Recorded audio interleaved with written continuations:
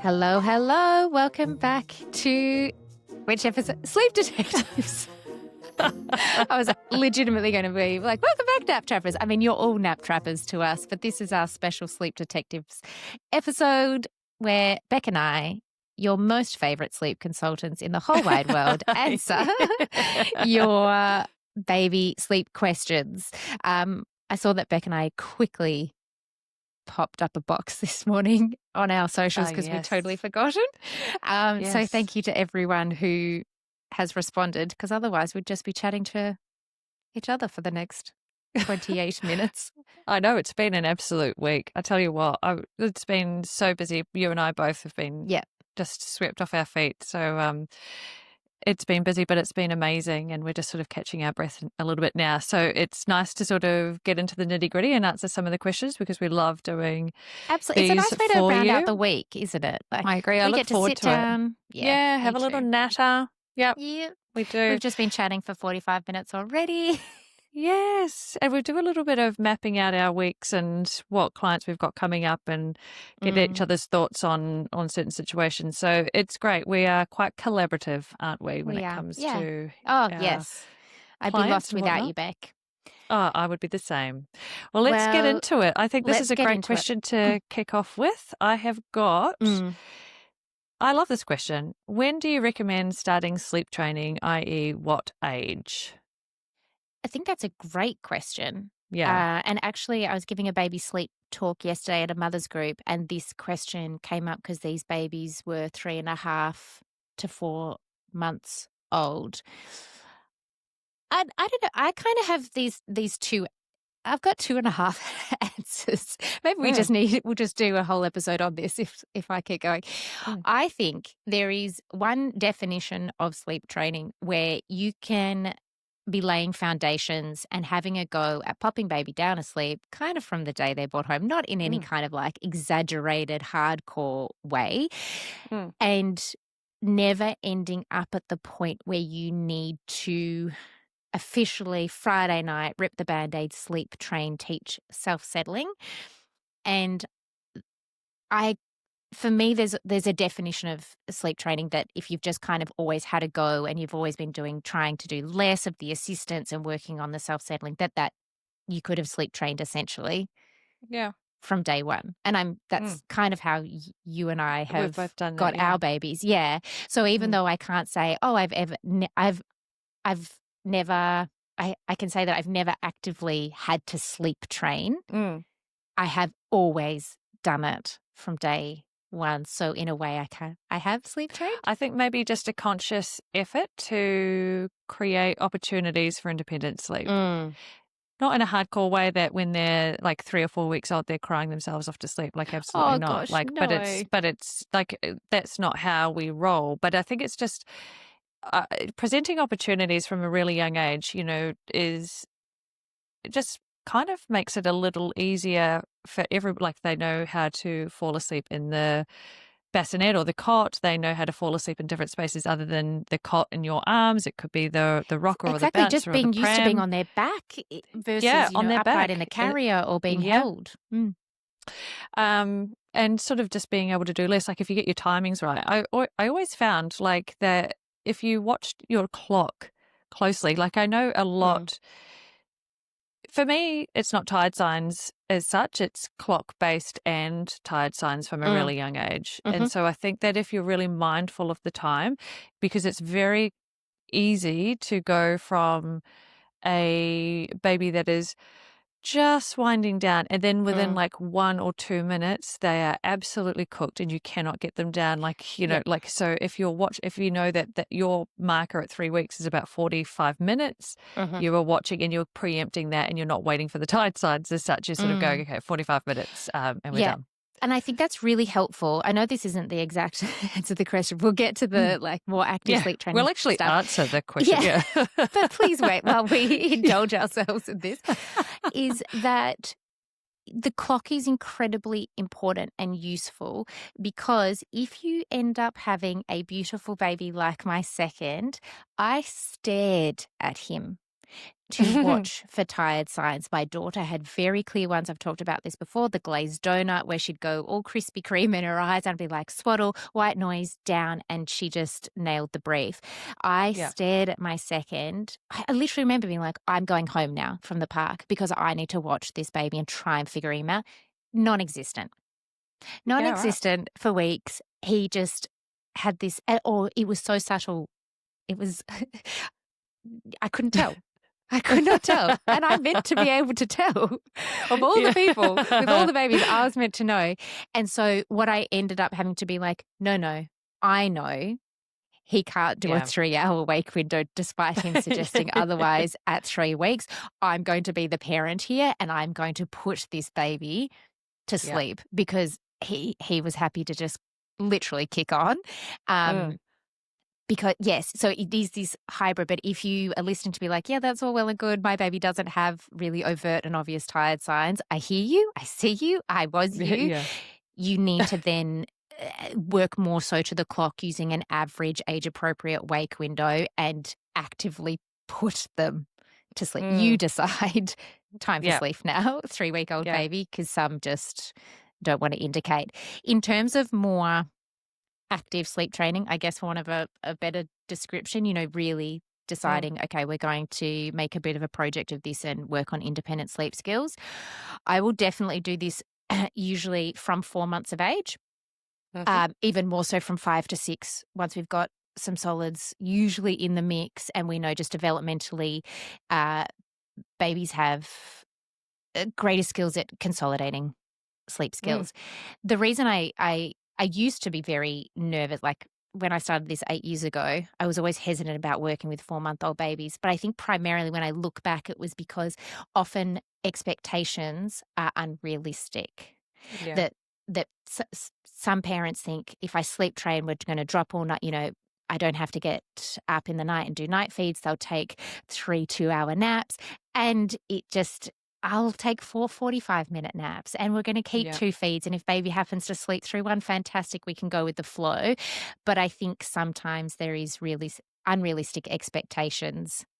Nowadays, my confidence has grown exponentially over the last 8 years. So I'm like, great, if you're really struggling, we can absolutely sleep train. And some babies are so ready at this age. And sometimes it's been my fastest results as well because they haven't had 10 months of deeply ingrained sleep associations and habits that we're trying to undo. They've been a newborn up until 3 weeks ago. And so they're kind of a fresh start. But I'm very clear now on what the expectations are. And then usually babies even outperform those. I'm very similar to you. I feel like 5 to 6 months is my favorite in terms of if you're waiting to start sleep training, like that would be the age. So if you're sort of thinking about it, that would be a great age. Again, for the very same reasons, solids are starting to become introduced, all the things. We have to kind of carefully line up the day in terms of where everything is. And so often just the reshaping of the day, calories and solids and nap placements and all that sort of thing that will bring about, really organic, positive changes overnight. Yeah. But the other thing to consider is the right time to sleep train is when you're ready. Yes. So there is no other way in which it's going to work if you're not ready to do it. And some families, and I was speaking to a mum yesterday, she's got her 3rd little one, and she was just sort of thinking he's going to, like, not her first rodeo. The first 2 are completely different to this 3rd baby. She keeps thinking it's going to, get better and so forth. And she'd heard a friend talk about me and they recommended that, she la la la la la. Yeah. But she wasn't ready back then. She wasn't ready. And then she'd had like a really wonky night and a really, hectic day. And it was at that point that she was like, I'm done. I need to get this sorted. Like I need almost like a gift to herself in terms of I actually need more sleep now and I need to do something about this in order to have a better sort of family unit and so forth where everything is working better. And so it's that moment of clarity that will get you the results that you need. Because if Yeah. you're only half in, one toe in, one toe out, 1 foot in, 1 foot out, it's really hard to commit to the process. And, the process isn't actually that complicated, or, it is sometimes tricky to hear you, or like hard to hear your little one cry if you're not used Mhm. to your baby crying. But for the most part, you and I, Sally, we try and minimize tears wherever possible. So there's not Always, yeah. ordinarily that much crying. Mm. Most families will report back that, oh gosh, that wasn't, that was not nearly Yeah, I as wish I hard as I did thought it this. was going I to wish be. I'd done this Yeah. earlier. Yeah, it's fear of the Yeah. unknown, and Yeah. we never sugarcoat the crying, because crying happens with any kind of change. Yeah. Crying happened in the car for me. Like crying Yeah. happened in my arms.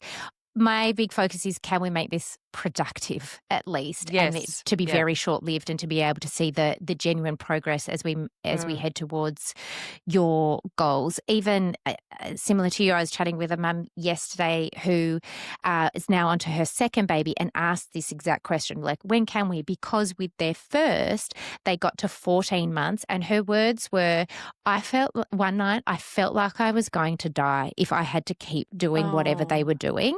And Oh. kind of we all had a little laugh. And I said to her, I, I know, we've all just had a giggle, but I have worked with parents and mothers primarily that have said to me, I logically know I can't die from sleep deprivation, Mm. but I feel like I Mm. could.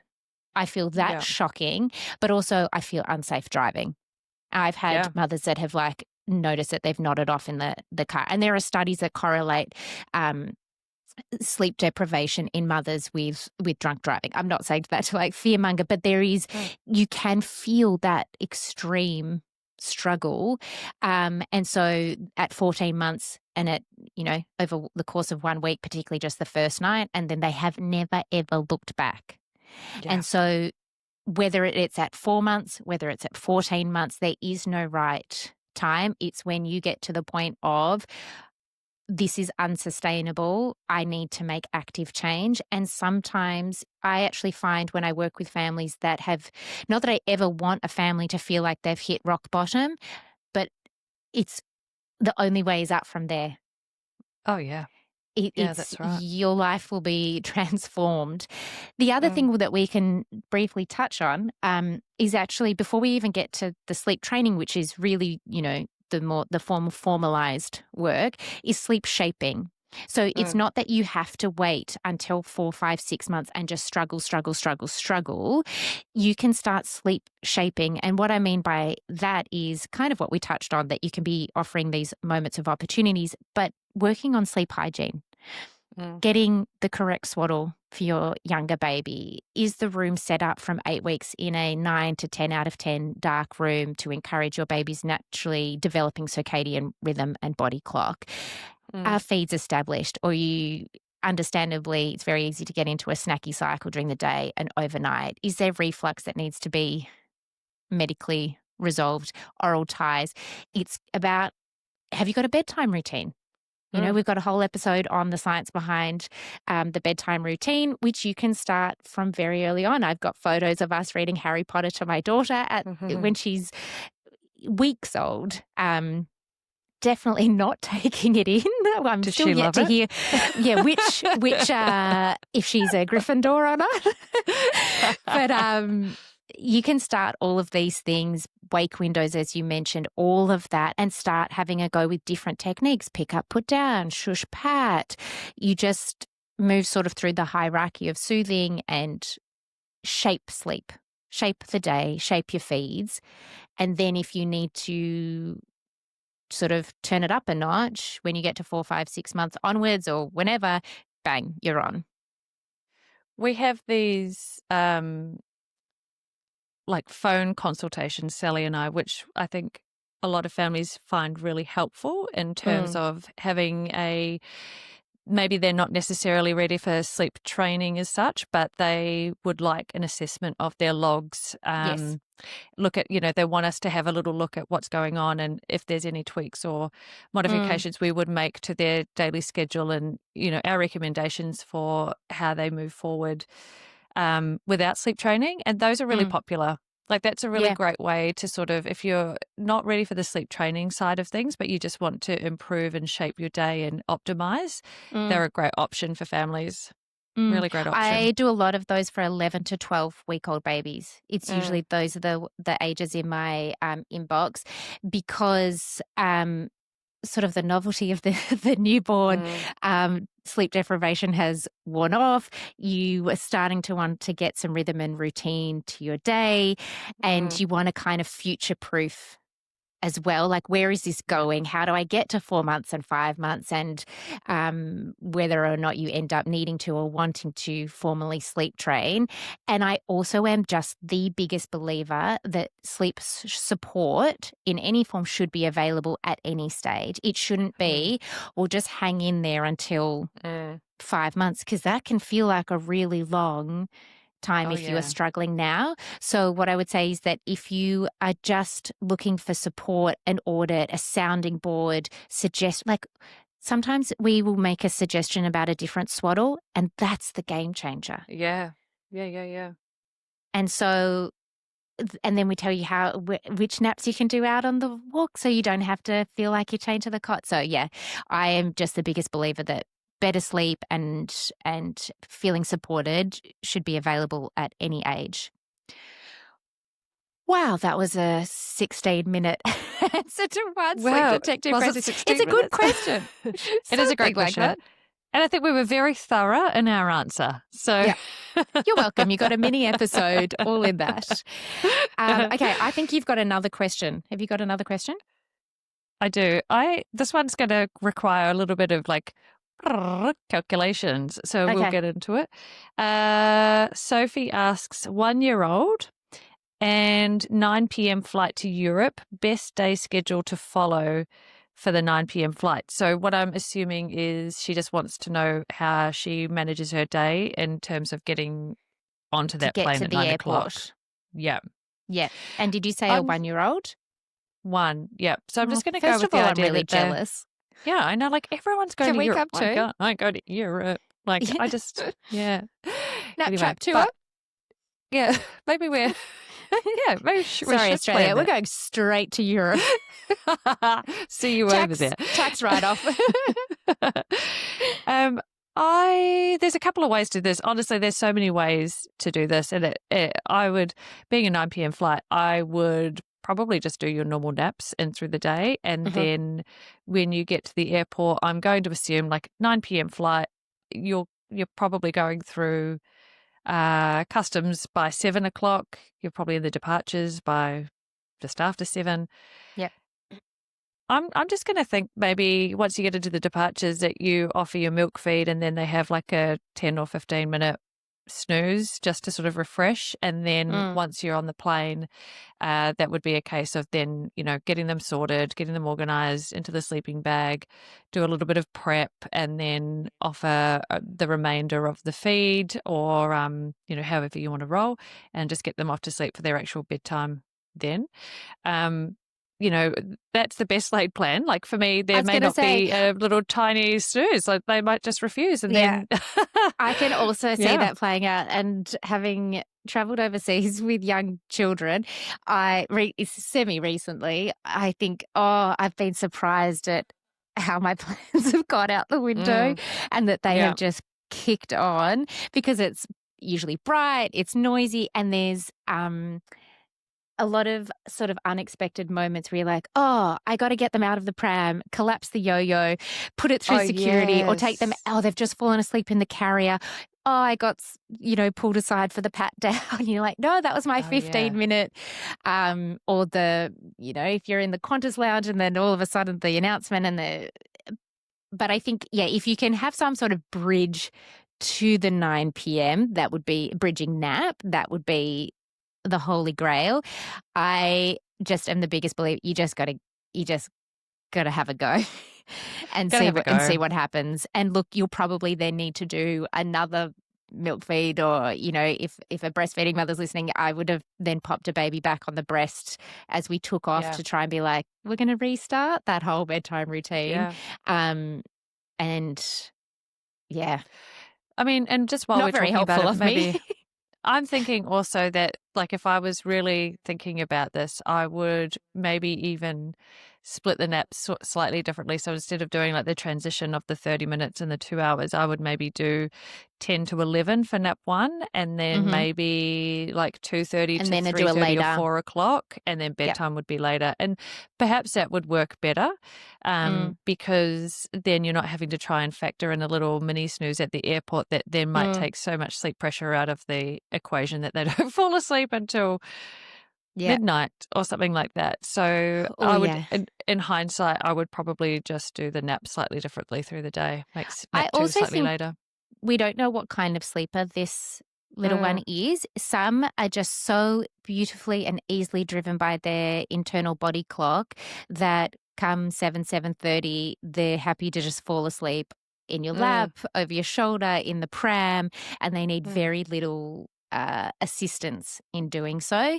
And then there's ones that are a little bit jazzier that could be like, oh, this is lights, camera, action, and you're Yeah, going because up there's and a lot down and going up and on at the down. airport. I would Yeah. pack the sleeping bag, you pack the portable white noise, you try Hmm. your best to make it dark if you squeeze in that nap, and all you can do is have a go. Okay, what to do when baby refuses naps even though they are absolutely tired and sleep trained? Hmm. I think this really depends on how old the little one is, because answers would be different. If it was, if and your goal, like, where are you up to? Are you, Yes. So is I this actually know because now that I read the name, I know that I've sleep trained this baby a couple okay? of months ago, but I can't off the top of my head remember how old he is. Um, but if we use it in the context of, okay, this is a sleep train, but as in like naps and nights are no longer an issue. An Things issue. have been smooth sailing from since you've sleep trained. I am inclined you just ride it out. Um, but again, it depends on the age in terms of do you then have a bridging nap? Like, do you then do your milk run, for example, that we've talked Mm, about in other episodes? Do you then do a circuit breaker nap? It depends. Is this a one off? Is this happening multiple days? So, do you need a schedule review to build increased sleep pressure? You know, maybe they've just outgrown the last schedule and we need to mm. retweak. Um, do you think a habit has crept back in that, oh, I let them go for 30 minutes, for example, for nap two, and then I go in and assist? In which case it can easily be ritualized. I cry for 30 minutes, mum comes in and rescues the nap, and this is the new status quo.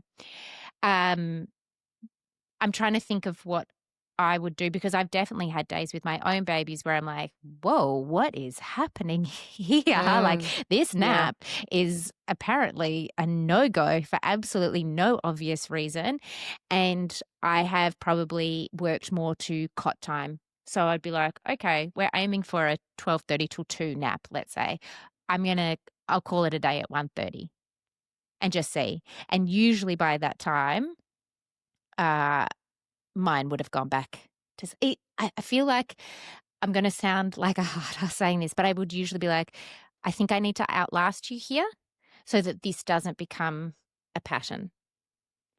Oh, there is, when you know a little one is tired, then Mm. you know that they're tired. So that's when yeah, I'm going to sound like a bit of a hard ass too, Oh, particularly thank say if you're on goodness. yeah, like on a 2 nap schedule. So let's just say, I think we talked about this in another episode as well, but say you're on a 2 nap schedule and they've had their first nap and then your timings are all right. And then, the nap two is starting at 1:30 and it's designed Mm, to go until like 3 o'clock. Um, like there's no ifs or buts for me. I know this child is tired. mm. And if I've got an inkling that maybe there is some teething and so forth, I'm going to sort that out with Panadol or Yeah, Nurofen, yep, and I'm going yep. to sort of You cover do all your bases there. checklist. Yeah, but in the sense that I know you're tired. Mm. I know you're tired. I know that you can typically sleep really well. I'm not entirely sure why you've decided not to today. But but I take a little bit of the emotion out of it, and I would Yeah. just mainly also, being a mum of three. I didn't have time to sort of sit there and wonder. And, like I was always busy. There was always somebody else I needed to chase or change a nappy for or break up fights or whatever it might have been. So Yeah. there was lots of other things going on for me that was made it easier to sort of go, she'll be fine or he'll be fine. It's nap time. They'll fall asleep eventually. But I appreciate when you've only got the one and you're sitting there waiting and like 5 minutes feels like 5 hours. Like Oh, it that can be feels really difficult. I Yeah. definitely, yes, I sound like a hard ass, but it's not comfortable. It's not No. comfortable because you go through, your doubt creeps in like, oh my God, have I missed even something? sleep Is this, are we consultants. dropping? Yeah. Oh, yes. Yeah. Yeah. That's when, like if I would known you back when I had tiny babies, I would be like, Beck, tell me to, and you would have said, hold steady. Hold steady. So we're going to tell you most likely hold steady, because if you do, the next day is usually a breeze. And that is that's anecdotal evidence as well, in my own house. If I have remained steady during that blip, the next day we are back to, as you said before, regular programming. Yeah, that's right. But when I have doubted, added something in, I have to start again the next day. But with they've got new intelligence on me to be like, no, I know she's weak. So I would say if you know that they're tired and you have a sleep trained baby, you are not asking them to do anything they don't know how to do. You do your quick audit, schedule, environment, toofy pegs, all of those things, and then you crack on with the nap. You work to cot time, and look, if the nap doesn't happen, you either need to do a little rescue, again, depending on age, or you do a really early bedtime. All you can do is try. And this is what I tell clients all the time. We can't make babies go to sleep. And we can't make them stay asleep. Beck, you and I would be out of a job if that was that, hit factory reset and just, or the off button. All you can do is get on the schedule, and then it's about consistent opportunity. This is right. And you keep turning up. If you're unsure if you need a schedule change, this is where a consultant can help you. Yeah. Is it me you're looking for? Yeah, we love a schedule review. Yeah. So jump in and let us know. Excellent. Okay, this one is also about naps. This 10-month-old baby is on 2 naps. Is it better to assist to sleep or end up overtired trying to self-settle for naps? This is where I actually feel excited, because I feel like, oh, where are you up to in your sleep training, self-settling? Because the answer kind of changes, like all of these questions. We need to know more. We want to know more. Yeah. So my first thought is, if let's say you've sleep trained bedtime and overnight and you have not yet tackled self-settling for naps, you and I would only work one nap at a time. So that would mean that you fully assist, as they're saying, for one of the naps, and then you would sleep train and nap train the other nap. That way you minimize overtiredness as much as possible. And I think the ironic thing is that you and I talk about, and every second sleep consultant talks a lot about overtiredness, avoid overtiredness. At some point in the process of sleep training and nutting things out, it can be sort of a natural byproduct of it. We don't have to be terrified of it. We just want to always try our best to minimize it, particularly long term. So yes, there may still be some, at 10 months, let's say we're aiming for the 2 till 3:30 nap. I'm just thinking if that's 9:30 to 11. Yeah, that makes sense, doesn't it? Quick calculations. Yes. Yeah, sorry. Hold, please. Then, if one of the naps is short, something's going to be brought forward and that your day's going to look a bit clunky, but you just keep practicing. If you are just sleep training at bedtime and overnight, then I would be fully assisting both naps to just get to bedtime, build up the sleep totals, get their little body clock on the schedule, and then we start working one-on-one, one nap at a time. I've seriously lost my words after trying to do those maths calculations in my head. But I don't know. What's your answer? Is it better to assist to sleep or end up Or are they talking about, do we rescue the nap?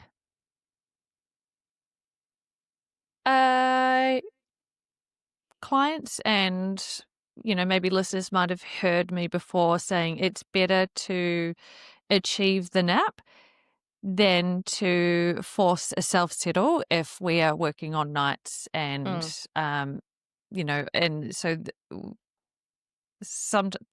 if we're working on nights, we're going to assist the naps to get off to sleep. So by assisting, I'm going to presume they mean just getting baby off to sleep rather than Rocking, rescuing. bouncing, pram, carrier. Yeah.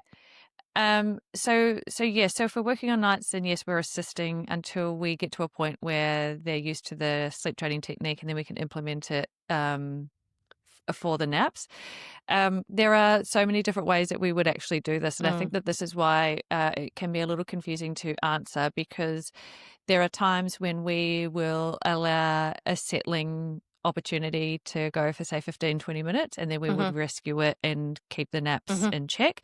There are times when we would assist nap 1 just to get it done, but we would shorten it so that we preserve sleep pressure for nap 2. Yes. And then we would go harder on nap 2. By harder, I don't mean like Rocky Balboa.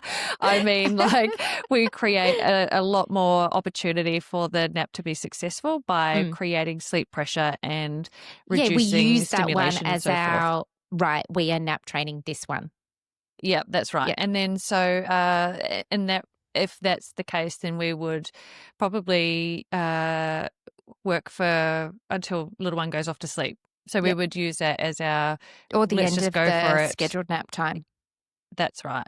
And, usually we're very confident at this point that their skill set is there. We just need to present a longer opportunity in terms of, okay, let's keep going. We need more than 15, 20 minutes. Our little one needs to have a little bit longer here. And so we provide that there, knowing that we've got a bigger chunk of time to work with, like on a 2-nap schedule. So I think lots of different answers.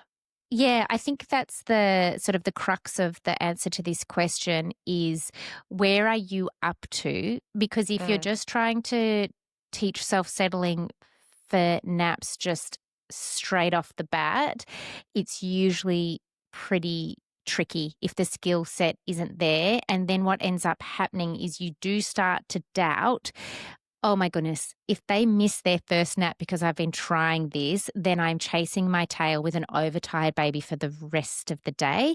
And equally, that can happen for the second nap. And then you think, I can't do a 4 o'clock bedtime if they, and so the cycle continues. So I think the answer is that you need a strategy.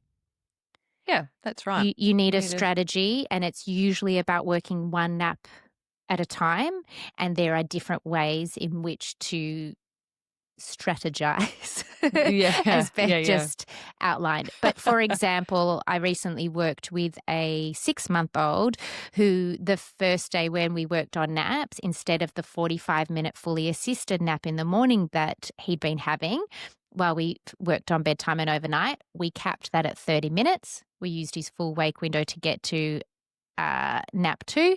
We treated it just like bedtime, and what do you know? He slept the whole nap 2. Yeah. Because the strategy was, we cap the nap, as you outlined before, Beck. We build the sleep pressure. We have the longest time to practice, and he happened to just be pretty cruisy with it.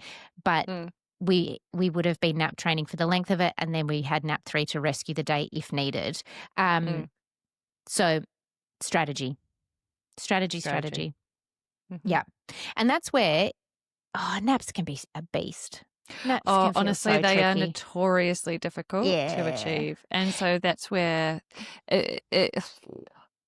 you'll get the odd family that have nap trained naps and they haven't been able to do the nights. And I'm like, if you have been able to do the naps, you are home and hosed. Like, let's just finesse things a little bit at night. Yesterday, I was literally on a virtual consult. We're starting a 2-week package.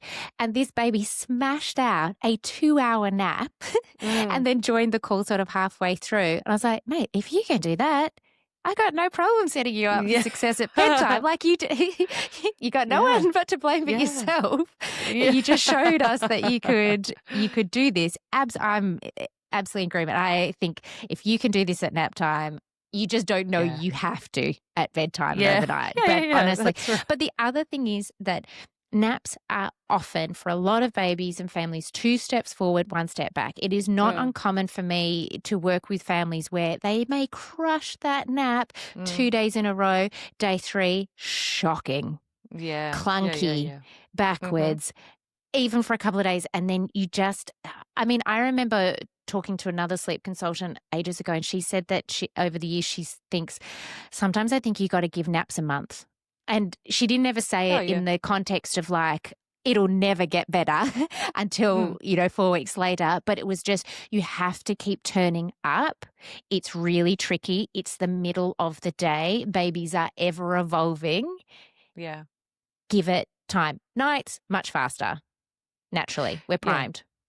But there's so Now, much going on. There's so much stimulation in through the day, and it can be, the activities that you've been to in the morning. It's all the new foods you're introducing. It's the gas and the wind and the digestion. It's the new faces that they've just been exposed to, and everyone jiggling them around. Like there is just so much going on through the day that it can really interrupt sleep. And it is exactly like this other sleep consultant said, it is absolutely persistence. You can have all your ducks lined up in a row, and for whatever reason, it just doesn't click into place. But the way that you can influence the outcome is by staying so consistent, so persistent. Don't panic. And don't panic. Like, just stay strong.